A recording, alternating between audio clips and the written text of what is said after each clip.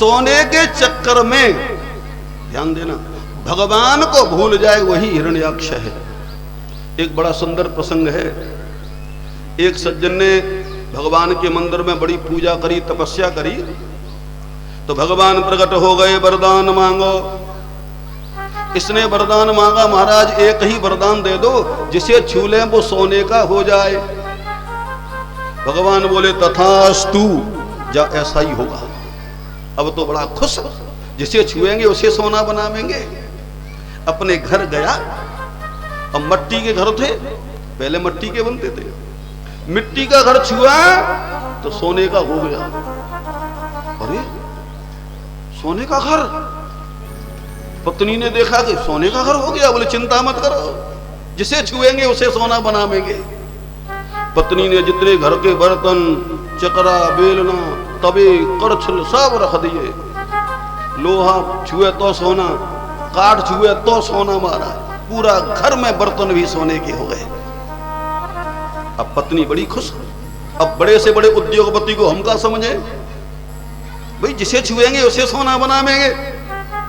आज पत्नी ने कई प्रकार के व्यंजन बनाए, भोजन कई प्रकार का। हाँ, श्रीमान जी भोजन करने बैठे और जैसे ही पूड़ी से हाथ लगा तो पूड़ी सोने की हो गई। ये तो जिसे छुएगा वो सोना होगा। सब्जी से हाथ लगा तो सब्जी सोने की हो गई। रसगुल्ला से हाथ लगा तो गोल गोल सोना। अब सोना तो खा नहीं सकता, बड़ी भूख लगी। पत्नी को बुलाया, देवी। बोले हाँ स्वामी, अपने हाथ से भोजन करा दो। वो तुम नहीं कर सकते। बोले कैसे कर ले? देखो सब्जी भी सोने की हो गई, पूड़ी भी सोने की हो गई, रसगुल्ला भी सोने का हो गया। इसका मतलब तुम जिसे छुएगे वही सोना होगा। बोले हाँ। महाराज पत्नी भाजी दरवाजे में तो निकल के, भले आदमी कहीं मुझे मन छू लेना तू, सो मैं सोना की हो जाऊं। अब जैसे ही बाहर निकला, लोगों को पता लग गया कि जिसे छुएगा उसे सोना बना देगा। सबन ने कबाड़ बंद कर ले, भीतर दे, कर्फ्यू लग गया। अब बड़ी भूख लगी बेचारे, भूखा तड़प रहा है। धीरे धीरे मंदिर में पहुंच गया, रोने लगा, हे भगवान प्रकट हो जाओ, नहीं प्राण दे दूंगा। भगवान प्रकट हो गए, क्या लेने आया है? बोला महाराज लेने नहीं, देने आया हूं। क्या आपने वरदान दिया था ना, जिसे छुएगा वो सोने का हो जाएगा। ऐसे वरदान से क्या फायदा प्रभु, जिसमें भूखों मरना पड़ रहा है। सोने का घर बन गया, पूरे बर्तन, पत्नी भाग रही है डर के मारे। भगवान बोले वरदान तो वापस ले लेंगे, लेकिन घर तेरा जो मिट्टी का है ना, वो मिट्टी का ही हो जाएगा। बोले महाराज मिट्टी के बात कर रहे, फूट फाट के बेशक नीचे गिर जाए। ऐसे वरदान से क्या फायदा, जिसमें भूखों मरना पड़ता है। भगवान ने वरदान वापस ले लिया। अब ध्यान देना, देखो सोना कोई खा नहीं सकता। ये बड़े बड़े अरबपति खरबपति है ना, ये भी बेचारे वही गेहूं का आटा खा रहे हैं, कोई स्पेशल नहीं है। असली बात सज्जनों ये है कि सोना नहीं खाते। ज्यादा पैसे वाले तो और परेशान ही हो जाते हैं, हमने देखा है।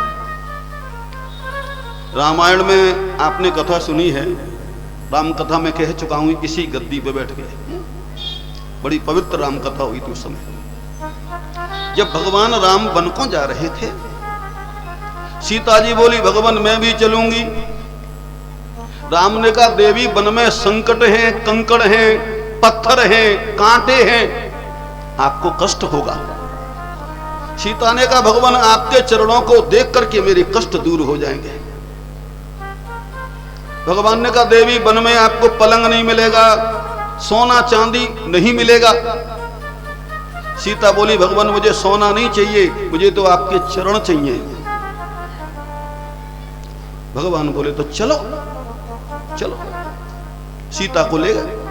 अब मैं राम कथा नहीं कह रहा, जब पंचवटी पे पहुंचे और मारीच सोने का मृग बन के आया था ना, मारीच सोने का मृग। और सीता ने जैसे ही सोने का मृग देखा तो लोभ मन में आ गया।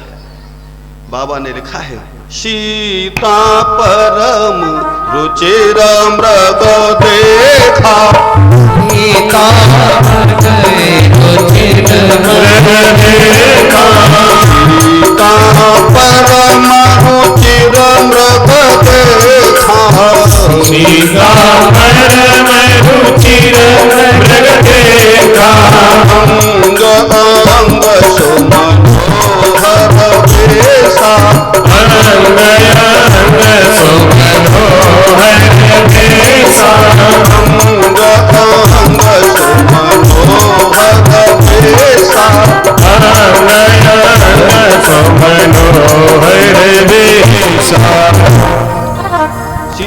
सीता ने जैसे ही सोने का मृग देखा, ओहो कितना सुंदर सोने का मृग है, कितनी सुंदर सोने की मृगशाला बनेगी। सीता भगवान से प्रार्थना करने लगी, हे परमात्मा ये मृग ले आओ, सोने की मृगशाला। अब भगवान मन में सोच रही है कि अयोध्या में मैंने सीता से कितना मना किया था कि सोना नहीं मिलेगा वन में। तब सीता कह रही थी मुझे सोना नहीं आपके चरण चाहिए, तो आज सीता जी सोना मांग रही है। ये गलती कर दी सीता ने। अब भगवान का नियम है, ये यथा माम प्रपद्यन्ते तांस तथैव भजाम्यहम्। गीता में भगवान ने कहा है भक्त जो मांगता है मैं वही देता हूं। सीता तो भगवान की सबसे बड़ी भक्त है।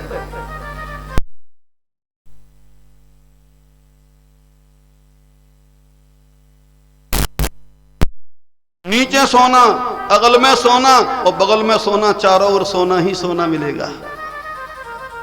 कहां भेज दिया? सोने की लंका में। सोने की लंका में सीता को क्यों जाना पड़ा? ध्यान देना, ये कथा केवल सुनने को नहीं होती है, इन कथाई की गहराइयां तो देखो, कितनी गहरी कथा है ये। इन गहराइयों को समझने के लिए ही कथा होती है। देखो सीता ने एक ही गलती करी कि सोने के चक्कर में अपने भगवान को दूर कर दिया। भाई मृग के चक्कर में चले गए भगवान। जो सीता जी कहती थी मुझे सोना नहीं आपके चरण चाहिए, उसी सीता ने सोने के चक्कर में अपने भगवान के चरणों को अपने से दूर कर दिया, इसलिए उसे सोने की लंका में जाना पड़ा। ये कथा हमें बताती है कि सोने के चक्कर में, धन के चक्कर में यदि भगवान को दूर कर दोगे, भगवान को भूल जाओगे, तो ध्यान देना लंका में जाना पड़ेगा। ये कथा बता रही है। तो धन के चक्कर में, पद के चक्कर में, वैभव के चक्कर में भगवान को कभी मत भूलो।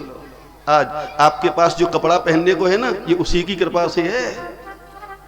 रहने को जो घर है ना, वो उसी की कृपा से है। नहीं तो ऐसे बहुत दिल्ली में मिलेंगे जो फुटपाथ पे पड़े हैं, रहने को घर नहीं है, पहनने को बढ़िया कपड़े नहीं है, भोजन रोजाना मिल नहीं पाता है। आपके ऊपर ईश्वर ने कितनी बड़ी कृपा करी है कि रहने को घर भी दिया है, पहनने को वस्त्र दिए हैं और भोजन रोजाना बढ़िया मिल रहा है। ये उसकी कृपा नहीं तो और क्या है। लेकिन आजकल लोग ऊपर वालों को देखते हैं, ऊंचे वालों को, नीचे वालों को देखो कि तुम तो नीचे कितने पड़े हैं। जिनके पास घर नहीं है, जिनके पास वस्त्र नहीं है। तो सज्जनों असली बात यह है, जिस परमात्मा ने हमें ये सब दिया है उसे कभी भूलना मत। हाँ, ये कथा बताती है हिरण्याक्ष और हिरण्यकश्यपु।